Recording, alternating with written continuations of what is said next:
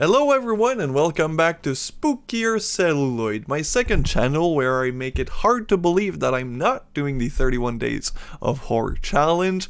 And don't worry, tomorrow there won't be any video because I won't have time to watch a film. I have class till 10 p.m.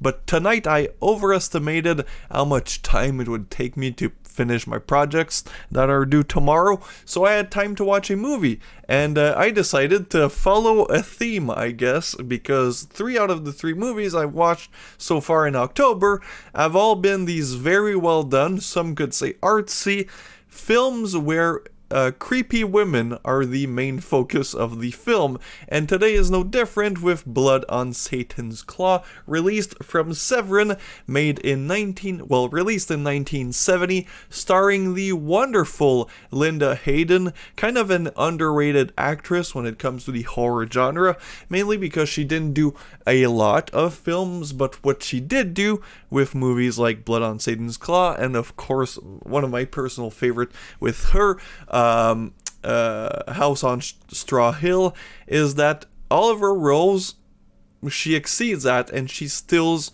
every moment that she's in the film. Just like how in House on Straw Hill, she was the co-lead with Udo Kier, and she even outshined Udo Kier in a lot of the scenes. So she's amazing, and this, I'm pretty sure, was her first role. At this point she was 18 years old, and she plays a very, well, not very young, but a younger character than 18, but just, if you've seen the film, don't worry people, she was at least 18 years old, because there are some scenes where, well, she's completely nude, which makes for this film to be very, very messed up. Now, this is my second time watching this film, and from what I remember, this was just a very well executed British 70s film, 70s horror film about the crazy world of witchcraft in the 15th, 14th, 16th century. And then I popped this in tonight, and again, it's very moody, very atmospheric, beautiful imagery, beautiful cinematography, great traditional British acting, and then there's a bunch of kids getting tortured, possessed by demons, and straight up fucking killed. Like, all of the characters who get it the worst in this film are supposed to be underage characters, which is mind-boggling how this was made in Britain, because, they kind of had a thing for censorship and not liking too much violence and, sex and stuff like that. So much so that the other film that I love with Linda Hayden was actually banned in its own country. I have an entire video on my main channel on House on Straw Hill, by the way. It's one of my lesser viewed video. I also released a video tonight, so if somehow you're on my second channel but I haven't seen my new video on my first channel, go give that one a watch and a like. But yeah, where was I at? Yeah, this film is a lot bleaker, a lot more grim, a lot more ghastly, ghoulish even, than what I remembered, because there are a lot of scenes, including messed up things that I don't really want to say on the channel, that are just violence towards the characters that aren't supposed to be children, but more like teenagers. At least like early teenage.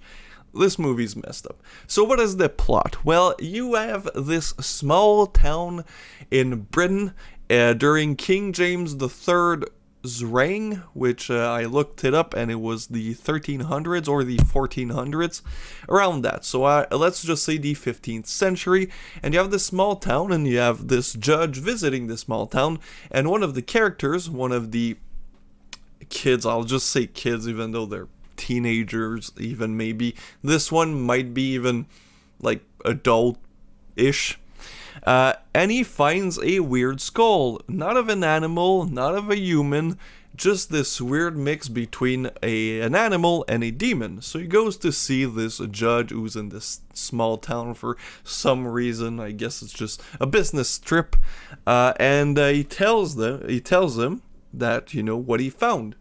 And of course the judge is this modern city man who doesn't quite believe in the superstitions that are prevalent in the village.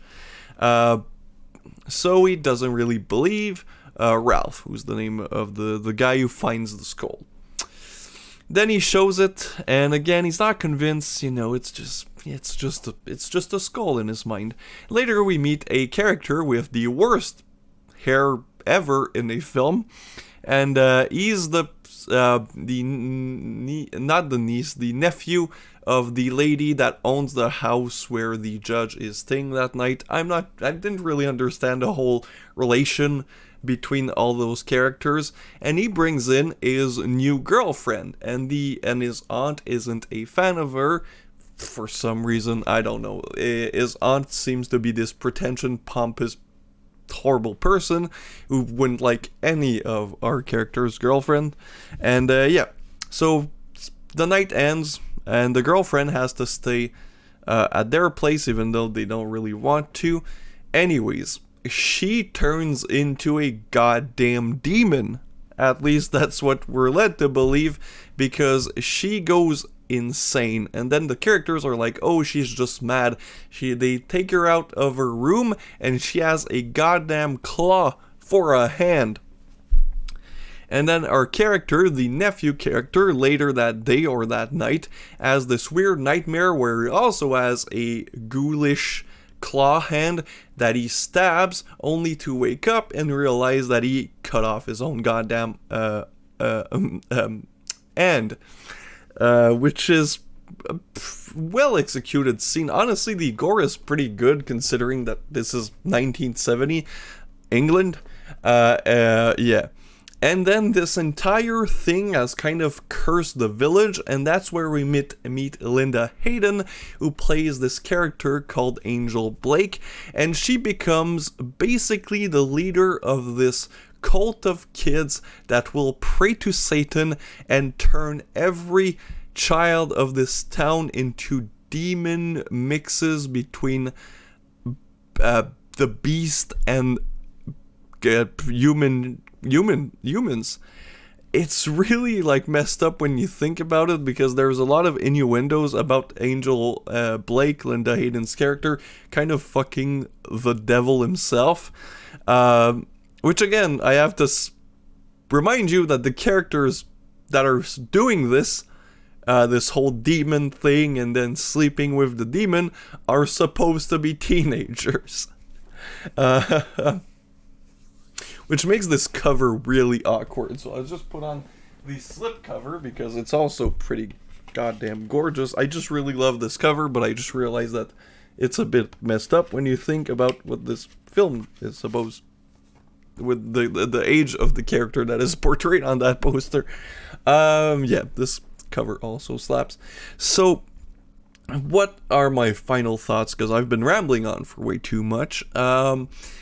I really love these types of films. Again, on my main channel, I have covered Mark of the Devil, which came out 1 year prior to this, and has the same kind of vibe, where it's really extremely messed up, but the quality of the film kind of leads you to believe that it's not as messed up as it actually is.